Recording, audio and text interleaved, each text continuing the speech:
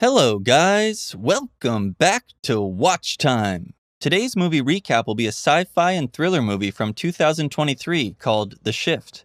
Warning, there are spoilers ahead. The movie began with a scene in the middle of a lake where Kevin suddenly surfaced, gasping for air. He swam to shore, revealing that he was not from this reality. He walked down a road and activated a bracelet, preparing to jump to another world, driven by his desperation to find his wife. His journey began over 10 years ago when he lost his job at a bank. Distraught, he went to a bar to drown his sorrows. There, Molly approached him as part of a dare from her friends. What started as a joke quickly turned into a genuine connection, and they soon began dating, eventually marrying and having a child. Tragically, they lost their son, which heavily strained their marriage. Kevin was stuck in a job he despised, and Molly turned to alcohol.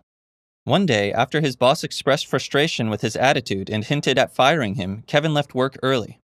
He got stuck in traffic and called Molly, which led to another heated argument. Distracted, he didn't see another vehicle crash into his car, causing him to pass out. He later woke up in an alley with the same man, who introduced himself as the benefactor. Kevin experienced a persistent ringing in his ears and nearly passed out, but the benefactor kept him awake with a sharp punch. The benefactor told Kevin he might soon need a job and hinted at an offer. When Kevin tried to leave, he noticed the streets were eerily empty. Considering calling Molly or the police, the benefactor informed him it would be futile and revealed that this was not the first time they had done something like this. Frustrated, Kevin confronted the benefactor, who explained that it was Kevin who had been moved to another reality. The benefactor then took Kevin to a restaurant where everyone, including the staff, seemed afraid of him. It was here Kevin realized the benefactor was Satan. As they ate, the benefactor explained that each choice we make spawns countless alternate realities and that he has the power to shift people between these realities.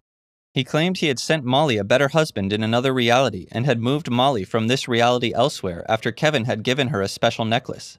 Kevin demanded proof of these claims, prompting the benefactor to use his bracelet to send the waitress, Tina, to another dimension. The benefactor then offered Kevin a job as a shifter. He mentioned that other versions of Kevin had already accepted the deal and sold their souls for everything they wanted in life. He even promised to restore the perfect Molly to Kevin, but Kevin responded by praying, which amused and then angered the benefactor, who eventually disappeared. Lost and confused, Kevin apologized to Tina's family and ventured into the streets to learn more about this harsh reality ruled by a totalitarian regime with futuristic police patrols.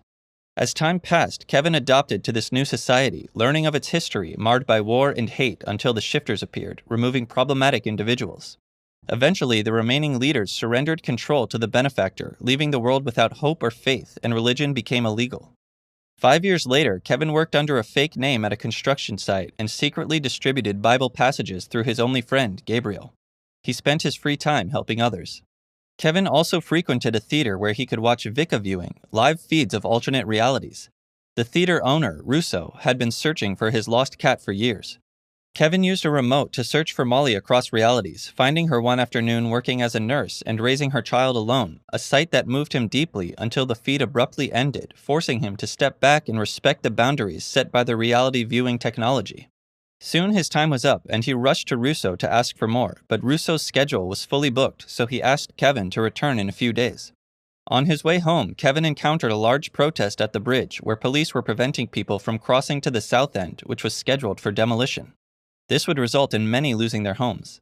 Amid the chaos, a man leaped over the barrier and past the police, disappearing in the middle of the bridge, revealing he was a shifter. The crowd started to panic and push against the police, who responded by throwing gas bombs and opening fire to disperse them. As everyone fled, Kevin was cornered by a police officer about to shoot him, but Gabriel pulled him to safety just in time. They hid in an old factory, where Gabriel told Kevin that God had abandoned them.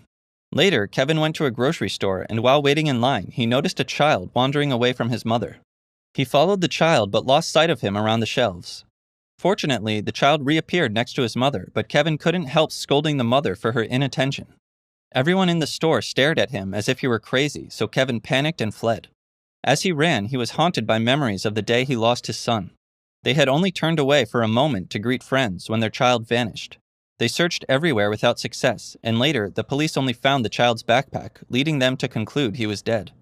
After that, Molly and Kevin's relationship deteriorated, with constant fighting and Molly's increased drinking, while Kevin sought solace in a support group. One day, Kevin tries to give Molly a hopeful necklace inscribed with "He lives," but she finds it distasteful, desiring that they grieve together and move on. This disagreement led to their separation. Presently, Kevin was retrieving some alcohol from a trash can when his neighbor Rajit spotted him and invited him over for dinner. During a pleasant evening, Rajit revealed he knew Kevin's real name because he had overheard Gabriel and was aware of Kevin sharing Bible verses. To show gratitude, Rajit had his daughters sing a song. He agreed to teach them and shared many Bible stories he remembered. Later, as they watched an emergency broadcast announcing the benefactor's return, the mayor instructed citizens to cooperate with the benefactor or face death. Kevin returned to the theater to watch different universes, looking for Molly, and finally saw one wearing the special necklace, indicating she was his Molly who had been shifted. Excited, Kevin rushed to get the universe's address code, but Russo couldn't provide it because the connection was lost when Kevin left his seat. Despite Kevin's insistence, Russo refused, explaining the futility of the special deviator bracelet. Desperate, Kevin found Gabriel and convinced him to provide a gun, despite the illegality and danger of confronting the devil. The next day, as Kevin tried to approach the benefactor at a restaurant, he navigated through crowds and police barriers, only to find himself teleporting into his motel room due to a trap door. Confused, he saw the restaurant's front again where the benefactor dined with another version of Kevin. The police shot at him, forcing him to retreat. Inside, Kevin was overwhelmed, destroying the room in frustration and praying.